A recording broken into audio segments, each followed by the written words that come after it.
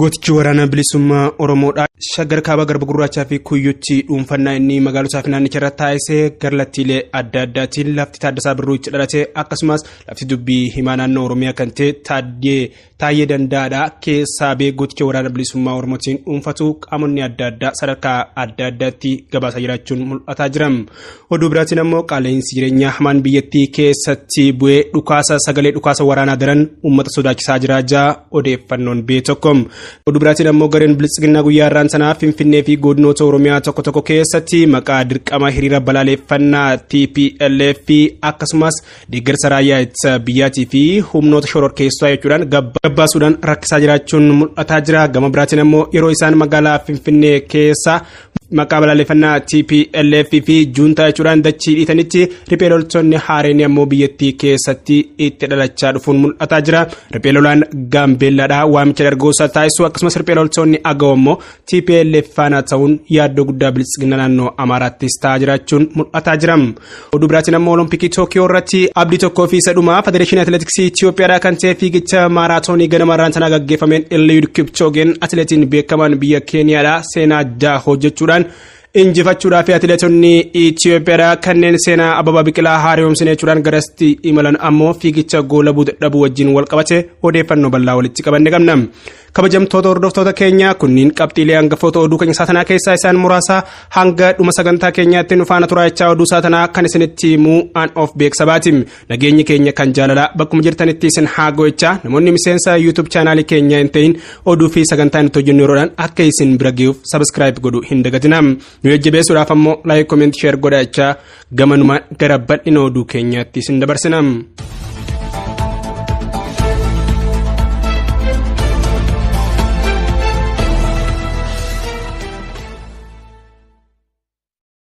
Injifannoo gootichi waraana bilisummaa Oromoo Oromiyaa keessatti argachaa jiru xiyyeeffannaa qaamota idil addunyaa hedduu horachaa jiraachuun mul'achaa jira. Aktivistoonni akkasumas joornaalistoota fi namoonni bebbeekamoon biyyoota adda addaa dhimma sochii waraana bilisummaa Oromoo dhiyeenyaan hordofaa jiraachuu isaaniitii fi sochii gootichi waraana bilisummaa Oromoo irra jiruu fi tarkaanfilee inni fudhatu irratti gabaasa tokko yeroo baasan mul'atee jira. Oduu tarkaanfii gootichi waraana bilisummaa Oromoo kan woboo giddugaleessaa kaaba shakkaritti fudhateen gootichi waraana bilisummaa Oromoodhaa ana kuyyuu fi garba gurraacha guutumatti to'achuu waliin wal qabatee gabaasonni bakkoota hedduudhaa baajiran akka agarsiisanitti woboon bakka dhaloota gorsaa Niilsan Maandeellaa kan ta'e Jeneraal Taaddasaa Birruu fi fageenya Finfinneerraa fageenya xiqqaa irratti argamtu akkasumas bakka dhaloota dubbiimaa garee Biltsiginnaadhaa Taayyee Dandaadhaa to'annoo jala oolchee jira jechuudhaan Joon Vabaasisaan gara fuula Tiwiitaraa isaarratti maxxansee ture. Gama biraatiin ammoo gabaasonni dhimma qaala'insa jireenyaa wajjin wal qabatee baajiru yaaddoo hamaa biyyattii keessatti buusaa jiraachuu qaamonni adda addaa kallattilee adda addaatiin odeeffannoo arganii wajjin wal qabsanii baasaa jiran eeraa akka jiranitti Itoophiyaa bakkoota tokkotti doolaarri garaagarummaa guyyaa 5 keessatti parsantii 28 irraa gara 48tti guddachuutu eeramaa jira. Kana wajjin wal qabsuudhaan haalli jireenyaa akka malee ol ka'uu fi jireenyi ulfaachaa dhufu wajjin wal qabatee biyyattii keessatti uummanni sagalee rasaasaa dhaga'u caalaam gatii qaala'insa meeshaatu akka malee isaan sodaachisaa jira jechuudhaan odeeffannoon kallattilee adda addaatiin baajiran mirkaneessaa kan jiranii. Gama biraatiin ammoo akkuma kaleessa galgala odeessanu bira ga'een isin biraan geenyee turre ammaan tana guyyaa irraan sana Biltsiginnaan naannoo Oromiyaa kaadrootaa fi kaabinoota gootichi waraana bilisummaa Oromoodhaa Oromiyaa goloolee hunda keessaa ari'ee Adaamaa fi gara Finfinneetti ol galchee walitti qabachuudhaan hiriira deeggarsa raayyaa biyyaa akkasumas hiriira balaaleffannaa garee TPLF akkasumas murna shororkeessaa jechuudhaan Finfinnee keessatti gaggeessaa jiraachuun dhaga'ame. Akka gareen Biltsiginnaa akkasumas miidiyaaleen isaanii gabaasaa jirutti hiriira deeggarsa raayyaa ittisa biyyaa fi balaaleffannaa TPLF magaalaa Finfinneetti gaggeeffamaa jira kan jaan hoggaa ta'u.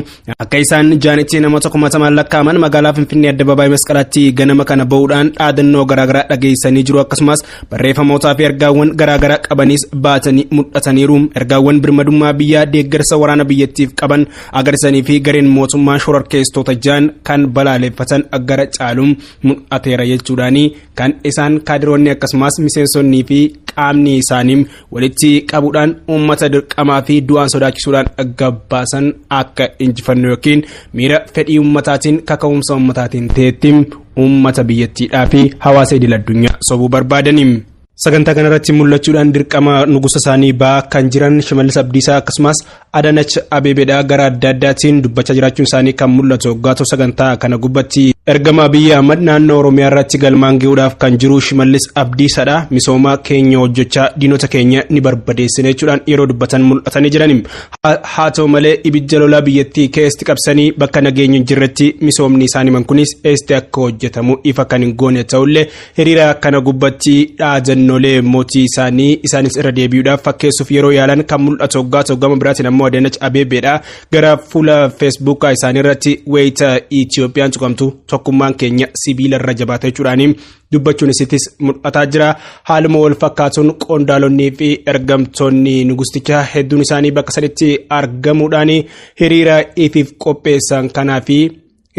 qopheessan kanarratti wantoota adda addaa raawwachaa jiraachuun isaanii odeeffannoon achi keessaa ba'aa jiru mirkaneessaa jira. Haa ta'u malee gara uummataa keessaa odeeffannoon dhaqqabaa jiru akka jirutti hiriira kanarratti miidhaa guddaan uummatarraa nagaamuudhaan humnaan baasuu fi jilee daldalaa namoota qaban hundi akka namoonni cufatee gabba'u loltuu isaaniitiin dirqisiisaa turuu fi gama biraatiin kaarootaa fi kaabinuu isaanii fayyadamuudhaan fardootallee kanneen godina addaa naannoo Finfinnee keessa jiran humnaan walitti baasuudhaan bakka kanatti akka namam agarsiisa gaggeessaa jirutti qophii kana raawwachaa jiraachuu isaaniitti kan himamaa jiru. Haaluma wal fakkaatuun maqaa hiriira deeggarsaatiin godina addaa naannoo Finfinneetiin alattis godinoota akka godina Harargee Lixaa, Booranaa fi godina Harargee Bahaa akkasumas Shawaa Lixaatii fi bakkoota hedduu keessatti uummata maqaa kanaan rakkisuudhaan gabbaasaa jiraachuu odeeffannoon bira gahaa jiru kan saaxilaa jiru. Haa ta'u malee osoo gareen bilisiginnaadhaa juntaa akkasumas shanee fi shaanqillaa jechuudhaan humnoota hidhatee qabsoo isaan irratti gaggeessaa jiru balaaleeffachuudhaaf biyyattii fi magaalota keessaa uummata dirqamaan gabbaasuudhaan dhiichisaa jiraniin riphee loltoonni haareenii gara Gaambeellaa fi Agaw keessaan itti mul'achaa dhufuun isaa akka malee yaaddoo biraa dabalaa jira. Humnoonni sabootaa fi sablammootaa biyyattii keessa jiran karaa adda addaatiin if ijaaranii qabsootti ka'aa jiraachuu kan mul'atan hoggaatoo odeeffannoon naannoo Gaambeellaa keessaa ba'aa jiru ammoo riphee loltoonni naannichaa waamicha dargaggoota isaaniitiif taasisaa jiraachuu fi humna isaanii jabeessaa dhufanii as ba'uun mul'ataa jira. Gama biraatiin gareen riphee lolaa Agaw ammoo jabachuudhaan humna Tigraay Difeensi Foorsiitti makamuudhaan lola naannoo Amaaraa keessatti gaggeeffamu akka malee hammeessuudhaan mata dhukkubbii fi yaaddoo hamaa bilisiginna naannichaa uumaa jira. Haala waliigalaatiin yeroo asii eenyummaa Itiyoophiyaadhaa lafarra hin jirre lafarratti argamsiisuudhaaf dhiichisanii dachii dhiphisanitti gama kaaniin ammoo ibiddi qabatee biyyattiidhaa fi isaanis balleessuudhaaf jabaatee balbalaa jiraachuutu mul'ataa jira. Olompikii Tookiyoodhaa irratti fiigicha maaraatoonii ganamarraan sanaa gaggeeffameen atileetiin Keeniyaa Eliud Kipchoogeen yeroo lammaffaadhaaf maaraatoonii Olompikidhaa mo'achuun isaa dhaga'ame.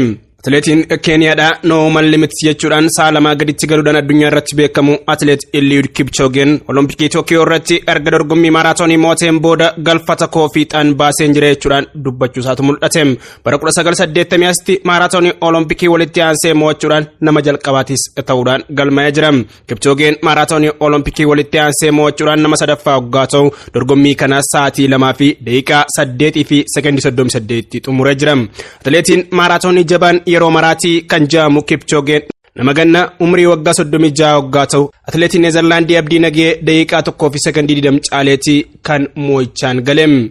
Atileetiin Beeljiyeem Bashiir Abdii immoo sadarkaa sadaffaa ba'uudhaan dorgommicha xumuranii jiran. Dorgommii kanarratti Itiyoophiyaa bakka bu'uudhaan kan dorgomanii fi akkasumas Kipchoogee morkachuudhaan akka malee eegamaa kan turan akkasumas turtii miidiyaa waliin taasisaniin seenaa Abbabaa Biqilaa haaromsine jechuudhaan jiila Itiyoophiyaa bakka bu'anii garas deeman. Atileet Shuraa Qixxataa, Atileet Lalisaa Deesaa fi Sisaay Lammaa dorgommii osoo hin xumurin hafaniim. Maaraatoonii walitti aansee mo'achuudhaan galfata fiixaan baasee jechuudhaan kan dubbachaa jiruu fi ammas labata itti aanu dammaqsuudhaaf deeggaruun qaba jechuudhaan riikardii addunyaa ifa harkaa kan qabu Kipchoogeen dorgommii Olompikii 2020 adeemsifamuusaa waan guddaadhaa abdiin jira jechuudhaan jireenya isaa duratti deebi'uudhaan karaa sirrii irra jirra jechuudhaan dubbate. Injifannoo koo dabarsee osoo hin kennin hafuu kootii fi dhaloota itti aanu ispoortii yoo kabajanii fi kennamu yoo hojjetan akka milkaan agarsiisu kootti nan gammade jechuudhaan kan inni dubbate. Kun Kipchoogeedhaaf meedaaliyaa Olompikii afuraffaadhaa kan jedhamuu fi bara 2019tti ammoo maaraatoonii sa'aatii 2 gaditti galuudhaan No man's limits ilma namaaf wanti hin danda'amne hin jiru kan jedhu dhaadannoo joon mirkaneessuu danda'ee jira. Kipchoogeen maaraatoonii irratti waggaa 7 keessatti yeroo jalqabaatiif kan mo'ame onkololeessa darbee Londonitti kan ture waggaa ta'u maaraatoonii Jaappaan kanaan garuu to'annoo isaa jala oolfatee jira. Atileetiin Keeniyaa kun riikardii maaraatooniidha sa'aatii 2 fi daqiiqaa takkam akkasumas maayikiroo sekondii 39 kan qabu waggaa ta'u kanaan dorgommii bara 2018 Berliinitti adeemsifame qabate. Kana maleedhaas fiigicha meetira 5,000 irratti bara 2004tti naasa 2008 ammoo meetii argatee jira. Olompikii Tokyo 2020 dha kan atileet Siifan Hassan meedaaliyaa 2 fi naasa 1 irratti argachuudhaan sadarkaa biyyaatti olitti badhaasa hedduu walitti qabattee seenaa fi ishaaraa isii kan banne achirra keessee biraa galte kanarratti jilli federeeshinii atileetiksii Itiyoophiyaadha dadhabinaa fi kufaatii hamaa keessa jiru kan itti saaxilame fakkaata. Atileetiksiin Itiyoophiyaadha abdii tokkoo fi irraa dhumaa kan ta'ee fi fiigicha maaraatooniidhaa irratti eeggachaa kan turan. Goldiin haafuuti warqiin haafuuti meedaaliyaa tokkollee osoo hin argatin fiigicha osoo hin xumurin ba'anii jiranii. Haala waliigalaatti Itiyoophiyaan sadarkaa biyyaatti olompikii fi sagantaa fiigichaa guddaa kanarratti hanga ammaatti warqii tokko qofaa kan Salamoon Bargaatiin argatte qofaa kan qabdudha. Kabajamtoota hordoftoota keenya oduun saatanaaf qabannee dhufne hanganuma waan ta'eef hanga dhuma sagantaa keenyaatti nu faana turuu keessaniif galatoomaa jechaa sagantaa fi oduu itti aanuun hanga deebinee wal garrutti yeroo gaarii qabaadhaa.